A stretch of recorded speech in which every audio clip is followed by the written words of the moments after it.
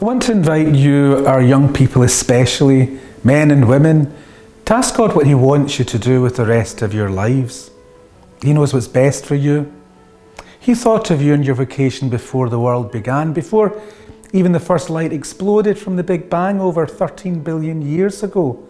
At that point, He was already thinking you and dreaming a dream of how you would be a son or daughter in His church and make the world a better place. For most of you, His dream was to fall in love, get married, have a family.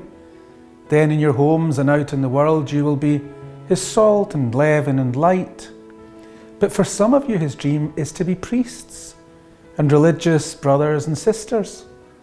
As priests, He's calling you to be leaders or shepherds of His people, guiding them in love, teaching them how to be good disciples, helping them get home to heaven with the sacraments.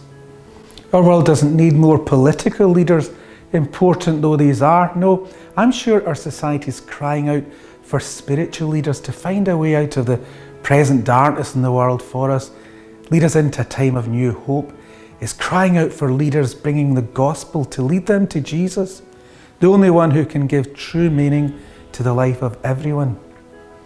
As religious sisters, God is calling you women to give your whole heart to His kingdom and His little ones. In local parishes in Scotland or across the world, God wants you to look after the unborn, His children, the elderly, the poor in our country or around the world, the sick, the lonely, the dying. Some others of you He'll call to a life of prayer as monks in the abbeys or nuns in the cloister. All of you He calls to find yourselves, not by having more things, but by giving up your whole selves. So you discover the gospel mystery. It's only in giving everything that we receive everything.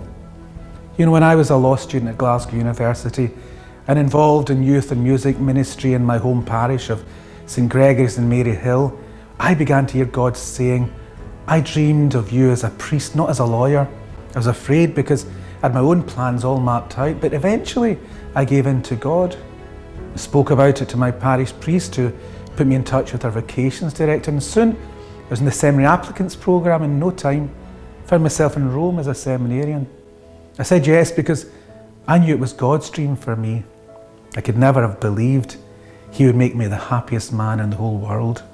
So please think about your call, and if you already know what God's dream is for you, go talk to your priest. Don't be afraid to take the best step you'll ever make.